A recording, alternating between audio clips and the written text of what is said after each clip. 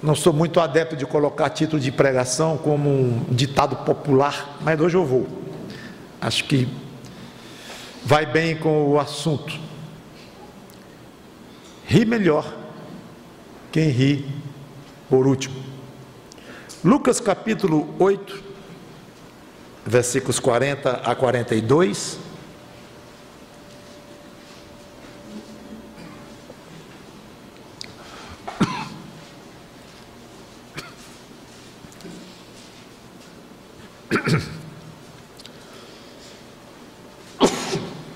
Lucas 8,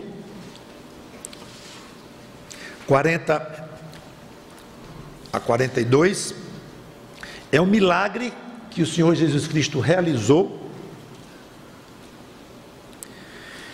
que foi inclusive interrompido por um outro milagre. Ele estava no processo, vocês vão ver, por isso que eu vou pular do 42 para o 49, vocês vão já compreender. Então, Lucas 8, 40 a 42. Ao regressar Jesus, a multidão o recebeu com alegria, porque todos o estavam esperando. Eis que veio um homem chamado Jairo, que era chefe da sinagoga, e prostrando-se aos pés de Jesus, lhe suplicou que chegasse até a sua casa, pois tinha uma filha única, de uns 12 anos, que estava à morte. Enquanto iam ele, as multidões o apertaram. Certa mulher, aí começa uma outra história, que nós vamos pular, porque ele faz uma outra cura aqui, enquanto vai para a casa de Jairo, que não é o caso nós explorarmos hoje. Então pulemos para o 49. Falava ele ainda, quando veio uma pessoa da casa do chefe da sinagoga, dizendo: tua filha já está morta, não incomodes mais o mestre. Mas Jesus, ouvindo isso, lhe disse: não temas, crê somente, e ela será salva. Tendo chegado à casa, a ninguém permitiu que entrasse com ele, senão Pedro, João, Tiago, e bem assim o pai e a mãe da menina.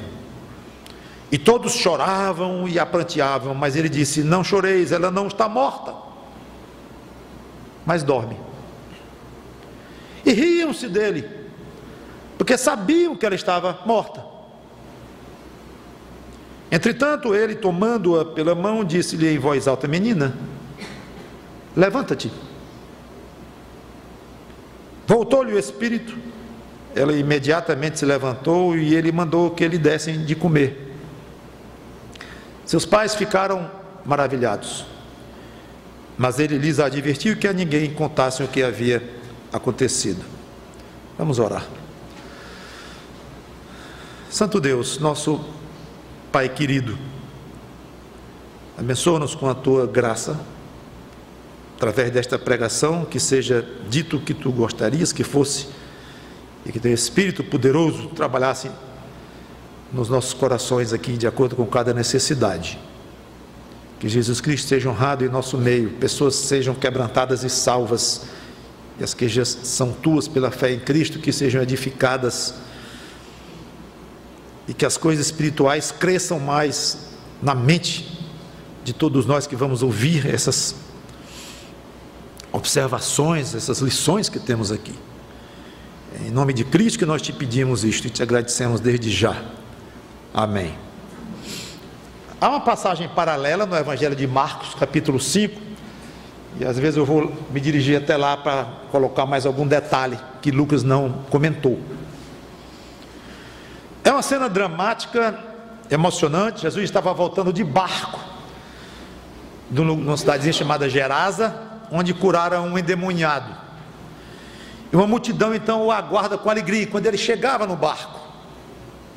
De repente então chega este homem de uma certa importância lá entre os judeus, chefe da sinagoga, Jairo, joga-se aos pés de Jesus e suplica que ele fosse até a sua casa, porque a sua filha de 12 anos, única, estava morrendo. Antes de verificar a súplica em si, eu gostaria de jogar uma luz sobre a atitude com a qual o homem pede. Nós não vemos aqui nenhum resquício de um merecimento próprio da parte dele, tipo, senhor, mestre, eu tenho ajudado muito aqui na sociedade, eu tenho dado muito duro aqui na nossa sinagoga e eu me esforço muito e eu acho que é justo, é razoável pedir que o senhor vá até minha casa. Eu sei que é uma pretensão, é um pedido especial, mas eu acho que procede pelo que eu tenho feito. Não vemos nenhum indício disso, e muito menos sugerir que Jesus tinha alguma obrigação de fazer. Eu tenho ouvido falar que o senhor faz milagres, o senhor tem feito coisas impressionantes nas vidas de pessoas, que o senhor é muito bom, então o senhor, vamos comigo, e querer puxar um pouco por este ângulo, como fosse uma obrigação de Jesus ir. Nada disto. Ele se humilha e simplesmente se prostra e pede: senhor, por favor, vá na minha casa. Ele faz isso em público, ele não chama a um cantinho. Senhor, eu podia falar contigo em particular aqui, que eu sou um pouco tímido e tal. Não teve timidez, não teve nada nessa hora, porque a necessidade dele era muito grande e a atitude dele muito quebrantada. Jogou-se ele aos pés dele, na frente de todo mundo, e disse: vamos, por favor. Não é muito raro pessoas se proclamarem religiosas, inclusive com o nome bom no próprio conceito. Não, eu sou uma pessoa boa, não matando ninguém, roubando ninguém, estuprando ninguém, então. Como se Deus estivesse meio endividado com eles, como se fosse mais ou menos uma pequena injustiça de Deus, ou grande. Qualquer coisa que acontecesse a eles, esse tipo de pessoa, coisa desagradável, ruim, um sofrimento, então parece que Deus já está sendo aí um pouquinho incoerente, um pouquinho injusto com alguém tão bom. Quer dizer, não é assim tão bom, mas não sou dos piores, então ele acaba dizendo que é bom mesmo, e ficando com essa impressão pessoal consolidada na mente de que é uma pessoa boa e de que merece coisas de Deus. E do outro lado da moeda, ele não só merece, como Deus tem uma certa obrigação. Não foi quem criou, eu não pedi para nascer. Vocês já devem ter ouvido muita gente dizer isso. Não, eu não pedi para nascer. Sim, isso aí quer dizer o quê, meu amigo? Conclui seu raciocínio fantástico. Você não pediu para nascer, e agora quer dizer que o seu Criador tem obrigação? Como é? Diz aí, completa.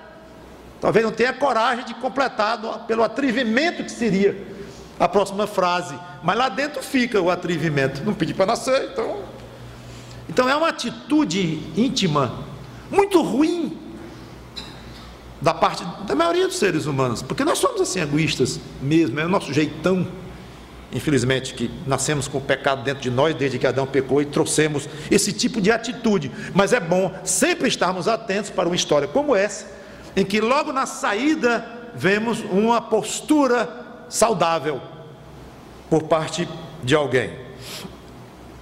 Existem várias maneiras erradas de se aproximarem de Deus. Fiquem com essas duas. Você que por acaso ainda não tem chegado muito perto de Cristo, fiquem com essas duas pelo menos. Não achar que merece, e não achar que Deus tem obrigação com você. O fato é que há muitas erradas, citei duas, mas só há uma maneira correta de se aproximar de Deus: com humildade, como esse homem fez, jogando-se aos pés de Cristo, reconhecendo a própria incapacidade e pedindo ajuda. Simples. Mas o que Jairo disse a Jesus?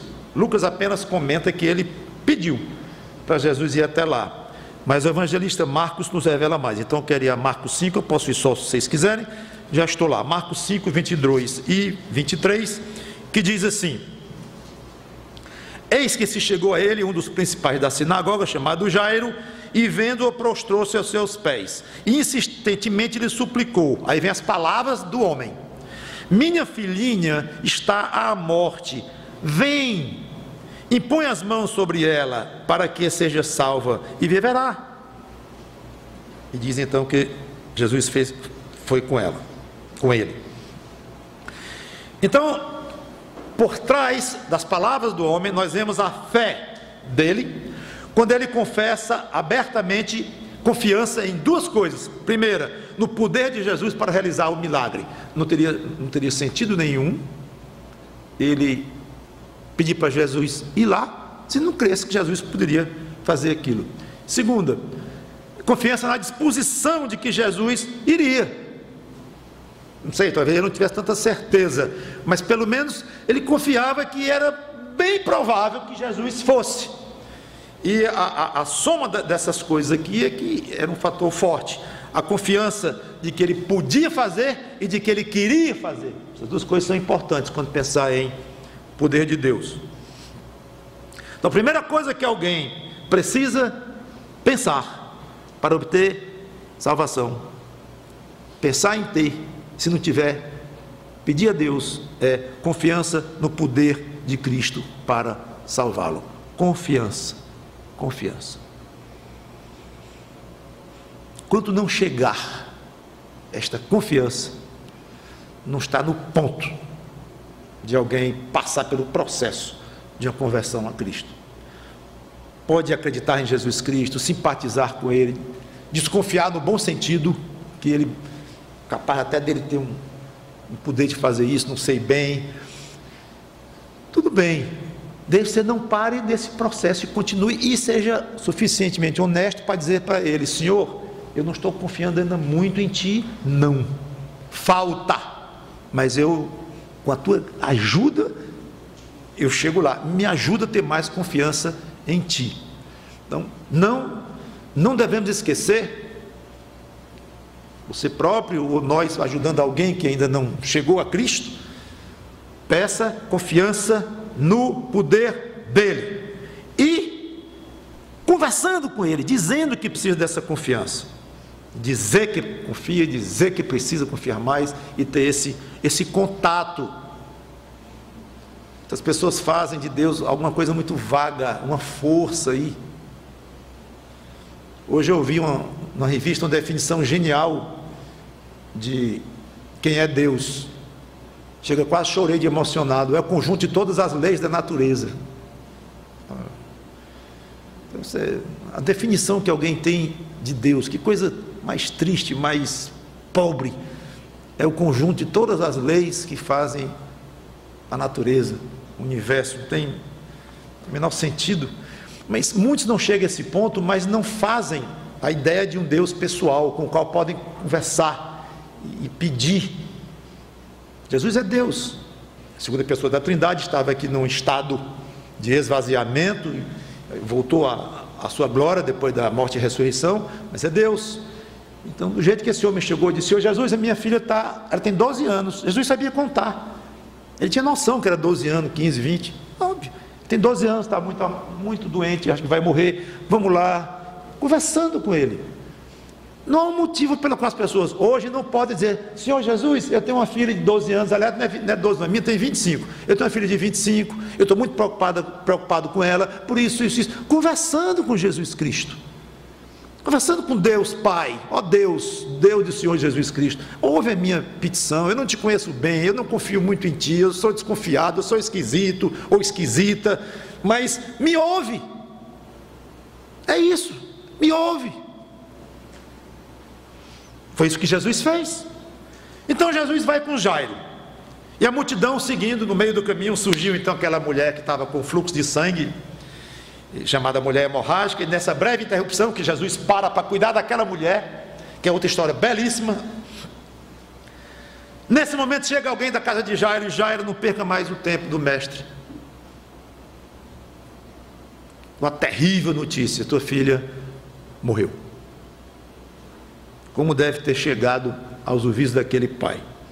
Para de incomodar Jesus.